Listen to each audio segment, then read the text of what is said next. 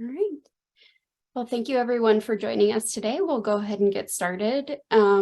We are going to be talking about our new evaluation services with focus on community-based organizations. I'm Kari Degerness. I'm the Director of Healthcare Programs here at CIVHC, and we'll hear from Val Garrison a little bit later as well. So just a couple of housekeeping slides. The webinar is being recorded, and we will make the webinar and the slides available. They'll be on our civhc.org site, and if you go under event resources, all of the webinar materials will be there. The lines are muted, but we encourage participation, and you can chat in the box. We want to take questions throughout and at the end if need be. So please do interact, and we will make sure we get a little bit more interactive here in a bit. So Val, I'll turn it over to you. Yeah, so the first bit of interaction we would love to do with you is finding out where you do your work across the state. So we know we have folks coming in, calling in from across Colorado. So if you can pop into the chat, the primary area in which you do your work, and we're going to ask Kari to make a little mark on the map with where folks are calling in from.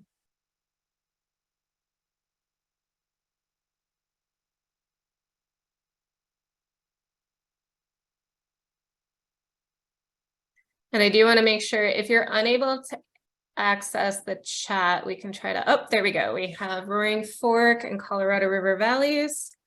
We have Highlands Ranch. Insurance Area 9, so most of the Western Slope. Excellent. Boulder.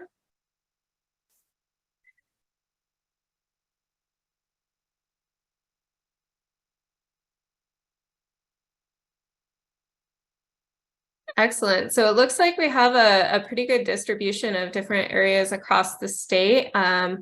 Also note to self, reach out to some Southern partners soon to get them into the fray as well. So thank you for participating in that. We also have folks calling in from Denver. And yeah. Focused in Lakewood, doing statewide work. Yeah, thank you. I imagine many of you are doing statewide work, which is really exciting as well. So, all right. Thank you, Kari. We've got folks from across the state. Do you want to take it away and bring us into the overview of CIVHC? Oh.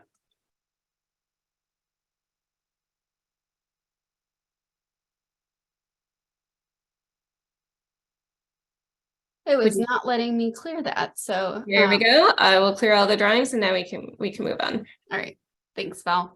Yep.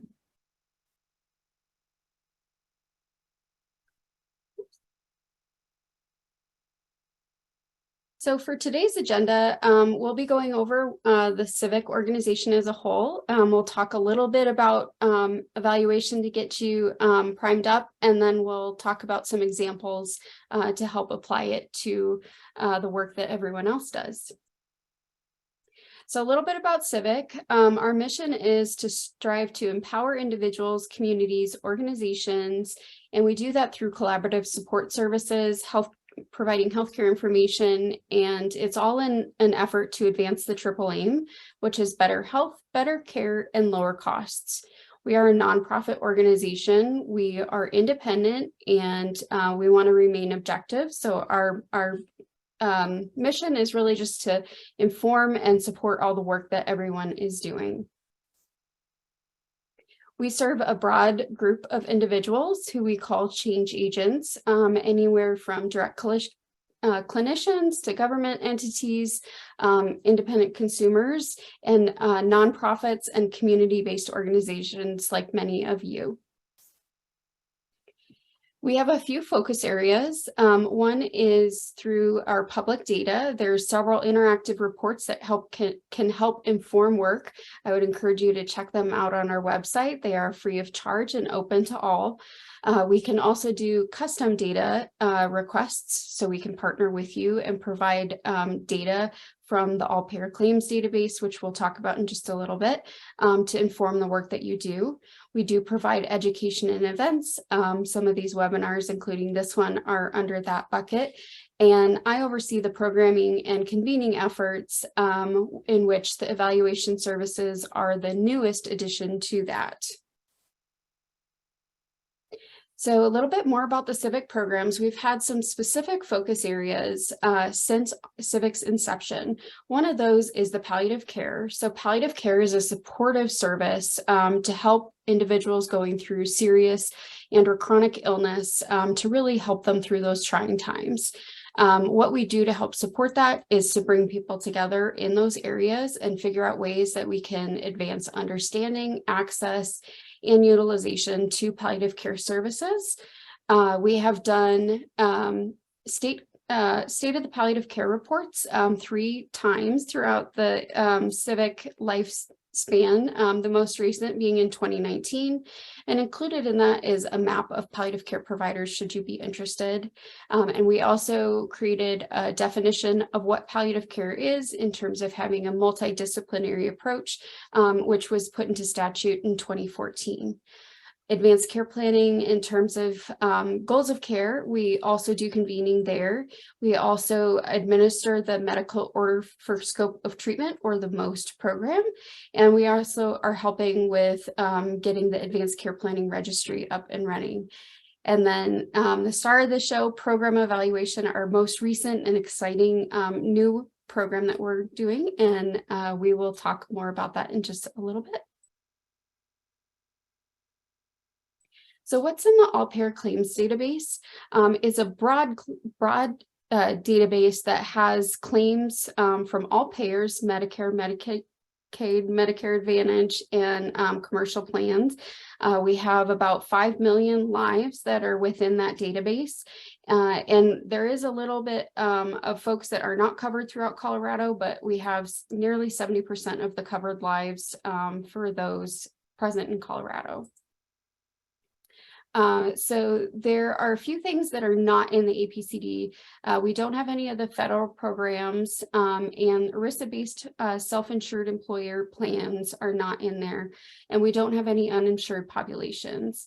That being said, it's a pretty broad database, and that information can help inform what the work is and what we can use it for in program evaluation. So Val, I will turn it over to you. Thanks, Kari. And now that you all have a better sense of CIVHC and what we do and the kind of information that we have in-house, we're going to go through some examples, but first I know that there might be a breadth of the range of knowledge on program evaluation in general, so I just want to do a quick primer.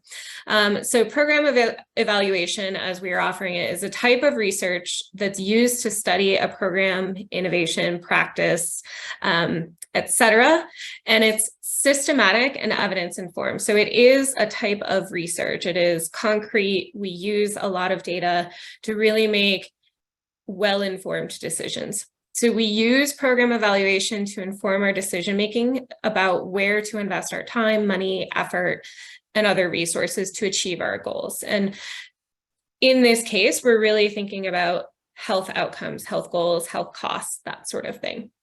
So we use program evaluation to assess needs and inform the program design right up at the beginning. We monitor progress throughout, and we can use that to advise stakeholders early and often. So why should I evaluate my program? So it will help me design an impactful program. It will help me identify recommendations for improvement throughout the process so that I'm responding early and quickly. It will help me highlight my program's successes and demonstrate any intended or even unintended outcomes and impacts, so both for the population I'm working with and potentially as the broader population as a whole. There are many types of evaluation. You don't need to remember what these types of evaluation are, but I put this in here to show you that this is across the lifespan of a project, and we can perform evaluation and support evaluation efforts at any stage of a project. So we can start with identifying the question of what's needed and how should it be done. So here we might do something called a needs assessment, where we look at the local landscape, we figure out what's going on, what's needed, what programs have been effective in the past, etc. We also, at this stage, really recommend starting your evaluation plan. So when you're evaluating your project, you want to know up front, what are we trying to do? How are we going to know that we did it?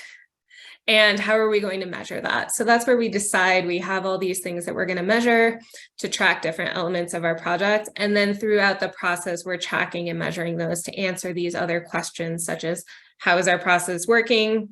What are the outcomes of our work specifically for the individuals that we're serving? And then what's the broader impact of our work?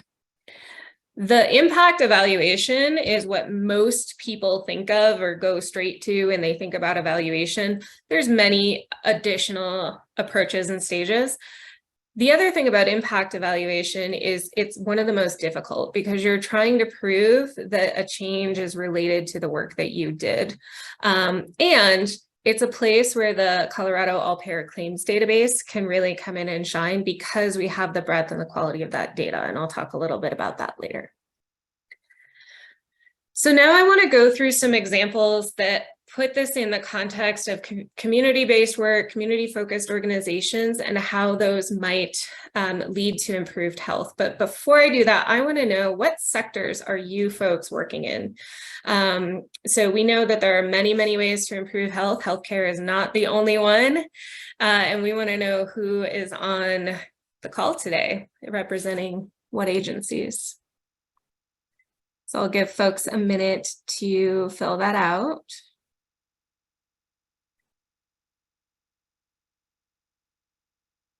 And I'm just going to note for our tech folks, I am unable to see how many responses we have. So if you can please close the poll once responses start slowing down, that would be great.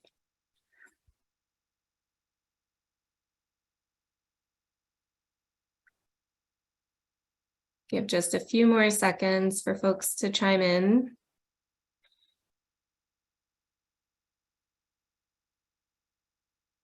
All right, thank you. So we have a majority of people on the call today are in healthcare, but we have some policy and advocacy folks, some mental and behavioral health folks.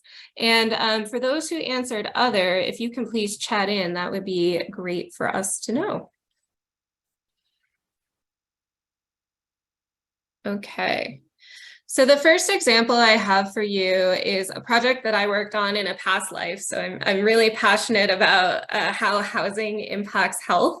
And so I love this example. And the question that we approached with this evaluation project was, how do we allocate housing resources and projects to help improve health in the community? So we know, and we did a lot of research to support this, that housing conditions can impact health. The National Center for Healthy Housing published 8 healthy housing principles that are listed at the right through an example infographic from one of the national partners. And so what we really wanted to do was look at which housing conditions are most linked to poor health outcomes. So using the codes that we inspect for and we identify throughout the city, how do we know which ones are the most impactful for health in the community? We also wanted to know which of those are most common in our area. So for example, this project was done in the Northeast. Keeping homes dry is a big issue, and we have a lot of leaks and moisture, et cetera. Here in Colorado, we probably wouldn't include that in our index because it's hard to have a wet home here that's very dry. So just really focusing on what's our local issue primarily. And then we also really dug into the research, both of what's shown nationally, and then also locally, what are our health issues of greatest concern that could be impacted by housing? So we wanted to look at local morbidity and mortality rates. We wanted to make sure that there was equitable distribution. So if we saw any racial or ethnic disparity or differences in income, we could really focus in on those and identify those as key areas to work in. So what we did for this evaluation, our primary data source was we worked with the city to get their inspection data for a 3-year period, or for a 1-year period, excuse me. And so we also used American Community Survey and vital statistics data to get that other information that we needed. And we used the inspection data to create a locally focused health and housing index. So we adapted national indices. Like I said, we focused on things that we know are issues here. And then we reviewed that to make sure that we used the right city codes and right measures to actually hone in on what we need to look at specifically. We then mapped those and the health outcomes. So for example, this was one of the maps that we produced. This is looking at the percent of properties that have one or more asthma hazards based on the city code inspections. So that would be pests, moisture in the home, that sort of thing. So we were able to present these maps to the city and identify census tracts where there were priority areas for them to focus if they implemented a program that helps homeowners repair their roofs, for example, or if they are funding other like a healthy neighborhoods program or a community health worker effort, they could focus it and target it in these areas to help improve health equity across the city by addressing housing concerns. Another example we have is the Clicking for Care project that was performed by the Young Invincibles organization. They, in 2018, conducted a targeted social media campaign where they made social media ads like Facebook, Twitter, etc. And they tailored those for the regions and the populations that they were trying to reach specifically. And they wanted to know, did using this social media campaign in the zip codes where they worked result in youth in those areas increasing their rate of preventive health care? So are they going to the doctor? Are they actually accessing preventive care? So their primary evaluation was they conducted focus groups with youth who received those targeted ads so they could see and have conversations with those youth about, did you see the ads? Did they resonate with you? Did they encourage you to act? What most affected your approach and your beliefs, etc.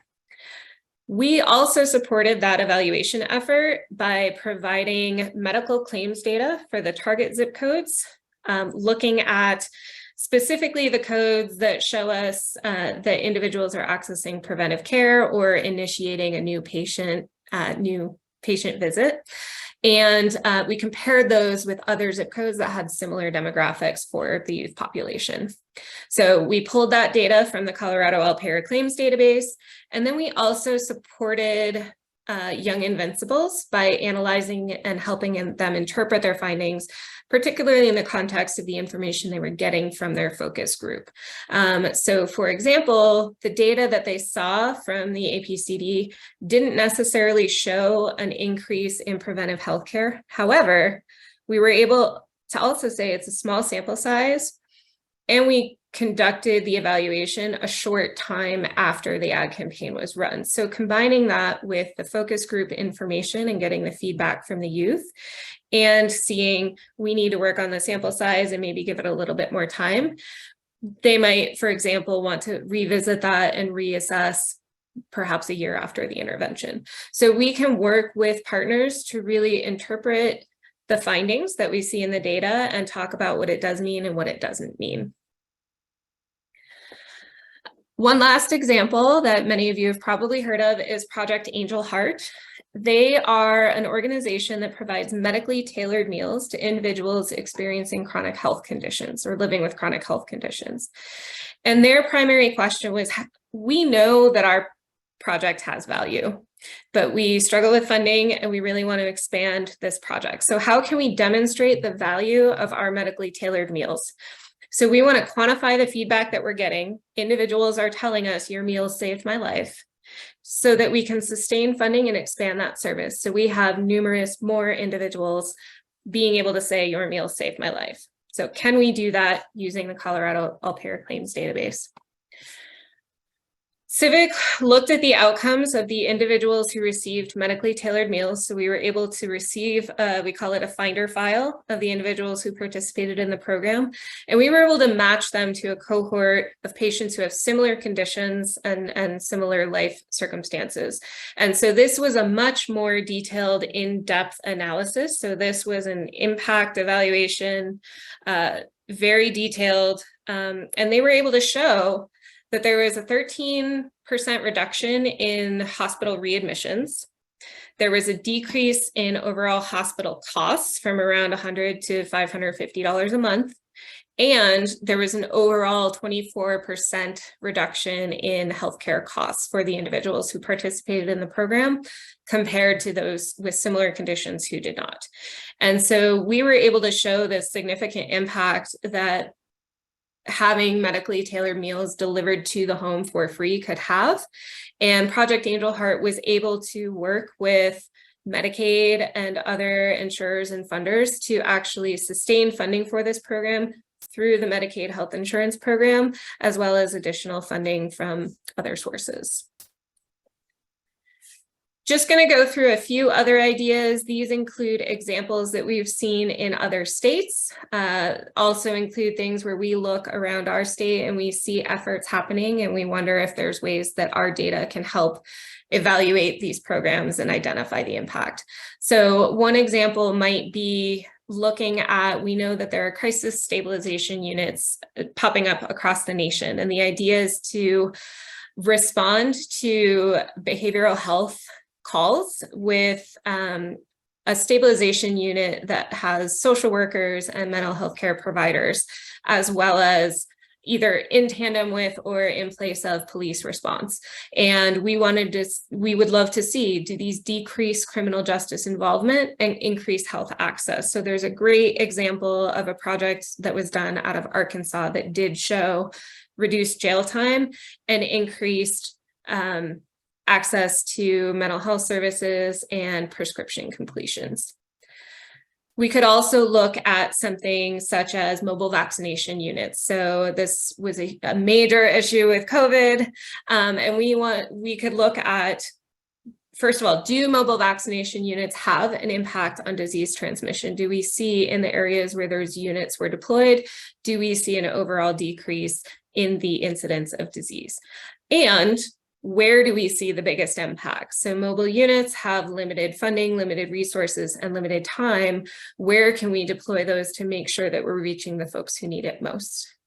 And then lastly, we know there are numerous projects that use innovative ways to access community members and screen them for chronic disease. So there are some units that conduct diabetes blood screening at health fairs. So actually doing the blood draw right there and doing that screening on site so that they can implement and initiate that referral.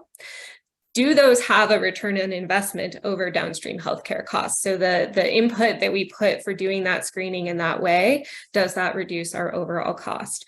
There are other examples where there are community groups doing great work of, for example, doing blood pressure screening at community spaces where people gather, such as barbershops, salons, community groups, that sort of thing. And being able to show the impact of running those programs can help enhance and sustain them long term. So taking a step back from the broad and bringing it back down to civic. So hopefully these ideas have helped you start to brainstorm and think about, and you probably already do think about how evaluation is important for your program. And what we offer with Civic is full-scale evaluation services to support you at any stage where you are. So some organizations may need support doing a full evaluation. They don't have the staff capacity or the resources. We can offer that for you. Alternatively, we can support at different stages. Maybe you need a little bit of capacity building or assistance with the evaluation plan, etc. So we can do that planning. We can support with implementation through data collection, tracking measures. We can build dashboards. We can do qualitative and quantitative collection and analysis. So qualitative data, just a quick review, is things that can't really be measured. So you can't just count it. So that would include, we can design surveys for you to implement with your clients or patients or partners, and then we can help you analyze that data. We can conduct focus group or key informant interviews to draw out key themes and really put the story behind the data. And then we compare that with the quantitative data analysis to understand what are we seeing in these numbers? What do these numbers mean? We can then present those and help your team interpret and report to the relevant stakeholders. And we can do capacity building. So we can work with you. I mentioned previously, we can build dashboards. We can also design tools that help you track and monitor your data quickly. We can provide training to build your capacity over time to track your program progress and do your own evaluation. Other ways that we can help, I mentioned before, the Colorado All Payer Claims Database is a large volume, high quality data source. We have dedicated data quality intake specialists who ensure that the data that's coming into us is accurate and high quality and complete. And we also have a huge amount of data. So when we're talking about looking at those health impacts, that volume allows us to break apart and look at different groups because we have enough representatives in many of those groups. We can also conduct sensitive analyses without compromising member privacy. So I used to direct many nonprofit programs, and one of our biggest challenges was accessing data that didn't violate HIPAA policies. And so we have that information in-house. We can conduct those analyses on that data and report aggregate data that removes a lot of those HIPAA barriers. And we also have the ability, so health claims data is an administrative data source. So we have information on the cost as well as the services that were performed. And we have diagnosis information. So we're able to compare costs and outcomes. We can compare those between populations, and we can compare them over time to see if we had an impact in a specific area. And so that really allows us to get in and do those return on investment analyses that are sometimes really difficult to measure. So one brief example, going back to the sensitive protected health information, one example is a lot of conversations, particularly in Colorado, are around access to care and specifically physical access to care. And without the PHI of the patient, we typically can only look at zip code to zip code. So the only way you can measure that distance is saying from the middle of this zip code to the middle of this zip code, what's the straight line distance in between. But we know in Colorado, to get from Crested Butte to Aspen, which is only 30 miles away, we actually have to drive 3.5 hours around a mountain. So if there's an individual who only lives 30 miles from their provider, but they have to spend 3 to 4 hours getting there, that's a major access issue. So we can use the information that we have in our database to conduct much more detailed analyses and get a better picture of what's happening. And lastly, I'm going to turn it over to Kari, who's going to tell you a little bit more about some additional supports that we have. Thank you, Val. And we're getting some questions about, what does this look like? How do we create, costs and things like that?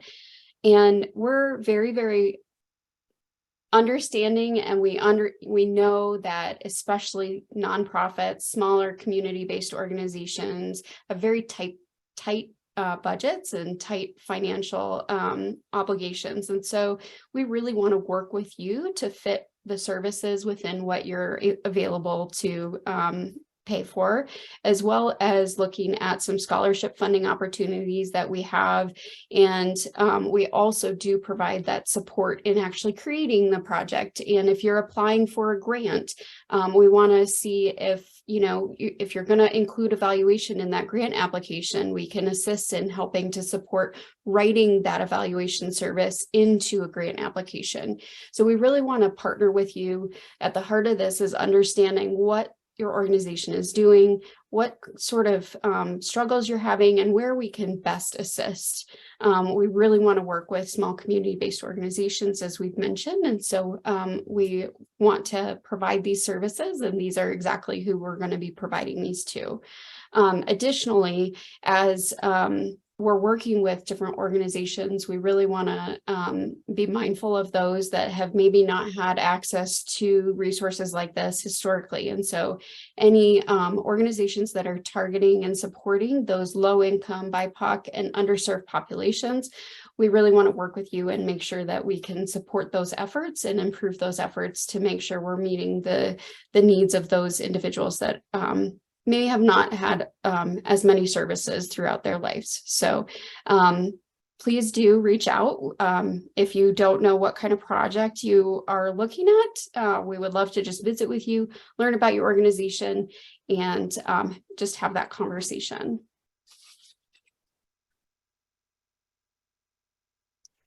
All right. Well, that wraps up our presentation. We want to stay on and answer any questions that you may have. Please do type them in the chat, and we can just kind of open it up.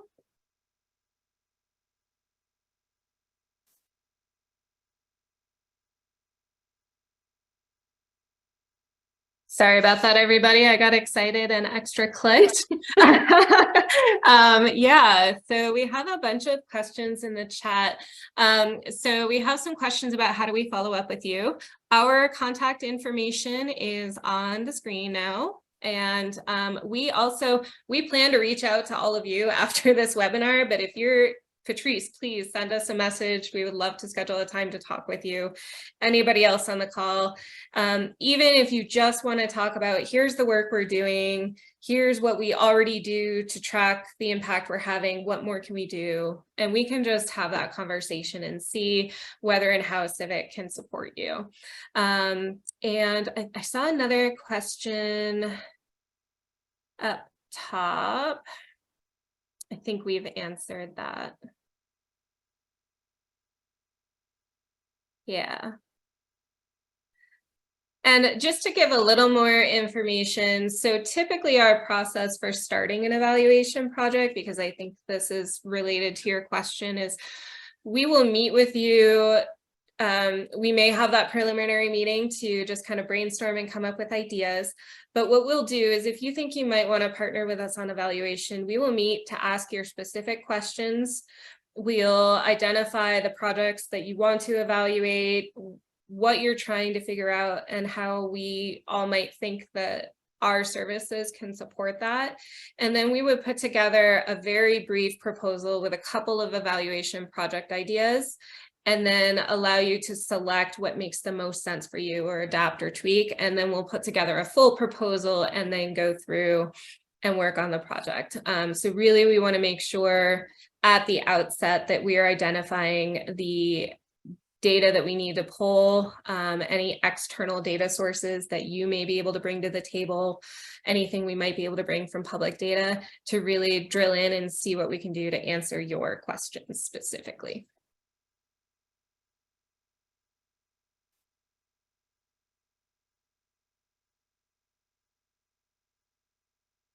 I'm curious if anybody, even if you don't have a question, if anybody has some preliminary ideas, I would be curious if you're willing to chat those in, or even just share if this is helping you mull over some thoughts.